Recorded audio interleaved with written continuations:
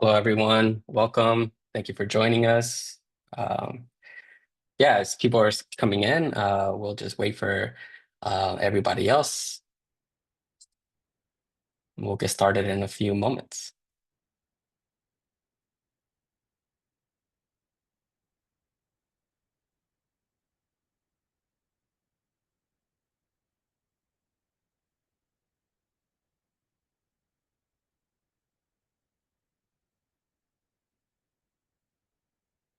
All right.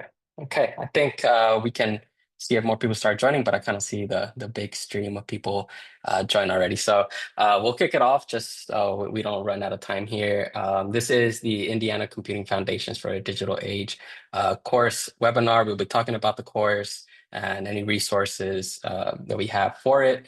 And then we'll have like kind of a Q&A style session afterwards. So let's take a look. I'll be presenting today. I was part of the team that built the course, so I do curriculum here at CodeHS. I'm joined by Kit, Lauren, and Rachel. My colleagues, I'll let them introduce themselves. Hey everyone, my name is Kit Ward. I'm on the marketing team here at CodeHS. I'm Lauren Nelson, and I'm part of the account management team at CodeHS.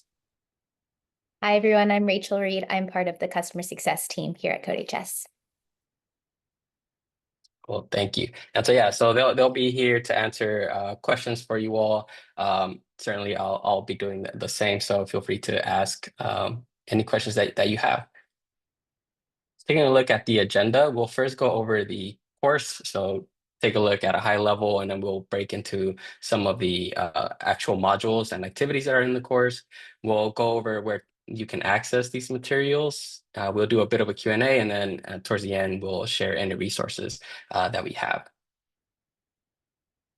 So this is making use of a webinar Q&A. So you should see this button at the bottom of your toolbar. If you have any questions, feel free to add them in there, and either my team will answer them as I'm presenting, or I'll get to them when I take a break.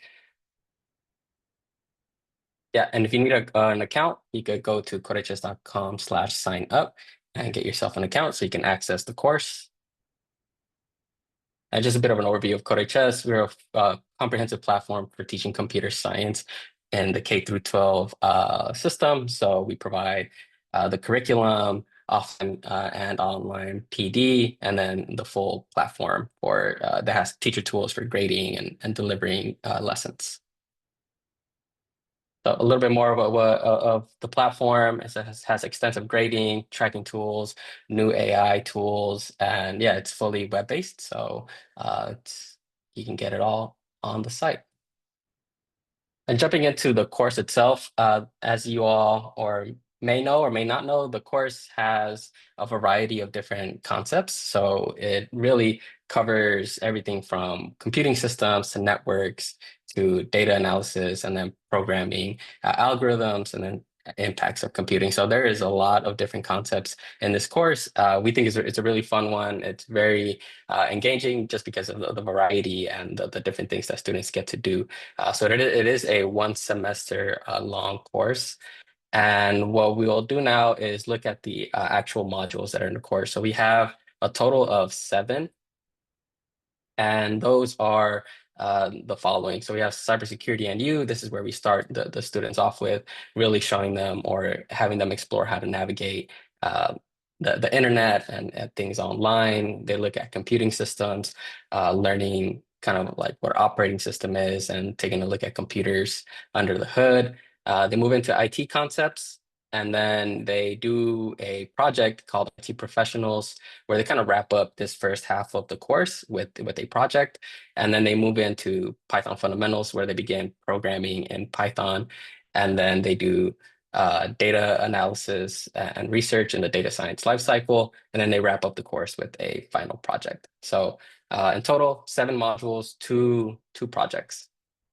And then there are some supplemental modules that we'll look at after these main modules that teachers can sort of decide whether to add them in or not. But we'll get to those in a bit. So like I said, we start off with cybersecurity and you.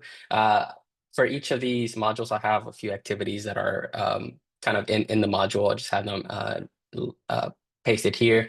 So they do an activity where students follow a guide to kind of follow to understand whether a resource or something that they're interacting with online can be trusted or not. And so this can be confusing, especially in today's times. And so we kind of help them explore and decide these things for themselves. They do a search challenge where they find a resource and evaluate it if it's trustworthy or not. And then we start introducing them already to the rise of AI and its risks and as well as the benefits. So as we know in the framework and the standards for this course, there is some mentioning of AI. So we started off right at the beginning of the course. And then we move into computing systems. Here, students learn about application software, operating systems, and hardware, and kind of the relationship and how these different technologies work with each other. And so they analyze the computer and the different programs that it can run, and then they simulate an operating systems, an update of an operating system. So yeah, really they just get into what computing is and all the way down from the hardware level to the the software that runs a computer and then all the application software that can be ran on top of that. So they get introduced to a lot of computing concepts here. In IT concepts, they'll move into learning about networks and different kind of computing, but for the internet. So they'll learn more about how routers work and modems and how they connect to the internet at a technical level. So there's a fun activity where they get to decide where they can place their router and where it makes the most sense in terms of getting the best connection possible. And so this is a cool activity that they can do simply just online on the platform, but it can also be taken as an unplugged activity where if they have a router either at home or maybe there's something similar like that in the classroom, they can move it around and see how that impacts the connection that they have, their internet connection that they're able to have. So it's a cool for fun activity. It can be done in multiple different ways. And then they also learn what a server room looks like. And so we have this tool that is hosted and ran by Microsoft, where you can actually go into one of their servers and identify, it's kind of like a simulation. You get to walk in and see really what they actually look like and identify different components. So this is kind of like a real world connection where they look at one of the leading computing companies and what their servers look like. So it's really cool. You feel like you're in there. It's really immersive. So it's going to be a cool experience for students. And yeah, after that module, they'll move into a project called IT Professionals, where they take on the role of an IT professional. And it's kind of centered around this project of troubleshooting and solving issues for customers or users for their hypothetical company or product.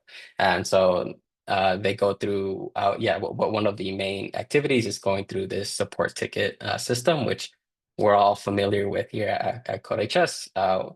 This is very relevant to our work, so it's a good experience for students as well to kind of see what like companies use in the real world. So yeah, they kind of go through this. Then there are different iterations of it, but they kind of take on this role, and then they do a presentation at the end of this project with the short video. So this is a fun one. Gets them away from programming and like computer related things and more industry related activities. From there, the course kind of takes a bit of a pivot to more programming concepts. This will be the kind of the first place where they're introduced to actual programming. And some of the modules that we just covered, there are activities where students learn about kind of like variables, like pseudocode, but not specific to any programming language. Once they get to Python fundamentals, they will begin writing code. And here's just an exercise where students ask for input of the user as they try to collect information about a recipe that the user knows.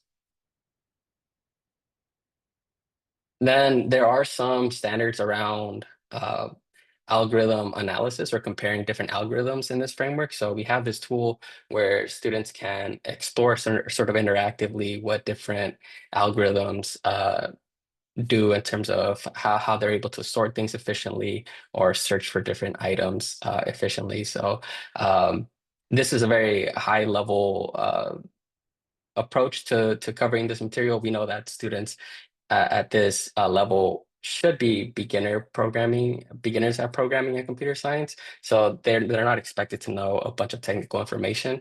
As is usual with sorting and searching, they can be pretty heavy on the programming side. This is just a high level exploration of that. And so they get to see cool visualizations of how things could be sorted. And also they look at complexity analysis. There is a mention of complexity analysis in the standard. So we cover that. And all of this is explored through a guided handout. So students do have a handout, and teachers also have a handout with solutions as they go through this exploration. Just a really cool interactive tool. It's one of the funner ones. They also, again, going back to artificial intelligence, they compare AI algorithms or approaches to solving problems to traditional algorithms. So here in this interactive activity, they kind of move this point that you see there in the middle. They can move it left or right, up or down, and then when they hit train model and then classify the new point, it'll either turn blue or red, depending on where the model thinks that it belongs or in which group it belongs to. And so this is a cool way to illustrate that AI is really about data and patterns, and that's how it solves its problems. And then traditional algorithms are more kind of repeating steps or following step-by-step instructions that a programmer writes. So another cool interactive activity that they get to explore some of these more abstract level concepts. From there, they move into the data science lifecycle, and by default, we have a lot of Google Sheets um, exercises. So students will be interacting with Sheets to do data analysis or creating data visualizations in this module as they work through the data science lifecycle. So here, just an example of kind of it includes a lot of what students do in this module. They'll obviously gather data, be able to analyze it. They'll get like the mean, median, and modes, sort of these statistical measures. They'll create pivot tables, charts, and kind of learning what charts make sense in which situation, and then just drawing conclusions from these different the data that they work with.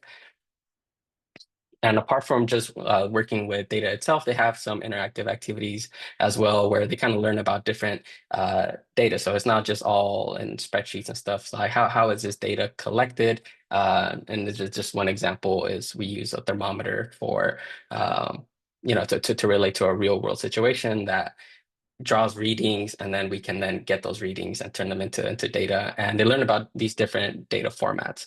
There's not just tables and spreadsheets. You could do things with JSON, XML, and CSVs and things like that. So another cool interactive activity that students get to use. I'm seeing some chats. Okay, cool. Moving on. Yeah, and that kind of wraps up that module and really the chunk of the course and kind of what students do. They wrap it up with a final project that tries to combine as much of the main concepts that they go through in the course all in one project. So students do some research on a topic that they want, gather some data, write a Python program that either simulates a situation or a solution to this topic. And then as a group, they also present their findings. And so this final project really is open-ended, and students get to create something that they're interested in. Yeah, and it's all based on things that they learned previously in the course. And that sort of wraps up the main modules in this course. We do have two main supplemental modules in the course that will kind of help teachers who want to add a little bit of modularity to the course. And the first one is Carol and Python. So we understand that sometimes a very graphical interface is more engaging for students.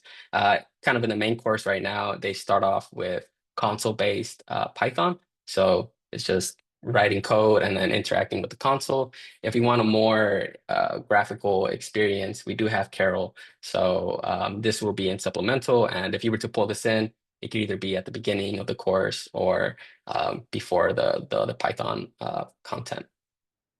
And then we have data science with Python as well. So if you don't want to use Google Sheets or spreadsheets in general, there is data science with Python. So here students import data into the editor and then write Python code to kind of do their analysis. And so this is probably more for advanced students or students that can kind of figure things out independently. But also it could be a fun one. You could do a mix of both. It's really up to teachers. We wanted to just include this to have a different option from working with spreadsheets. And so these two are in supplemental and can be added to the course. Okay, and that kind of wraps up the course, the main modules and the supplemental modules in the course. How to access it, we do have it launched already on the site. So you could head over to CodeHS/course 24106 overview and get access to the material so you can poke around and explore yourself. Or there's also the syllabus where you can learn more about kind of in depth the different modules and the approach to the course. But yeah, we're super excited to have this launched and ready for you all to access.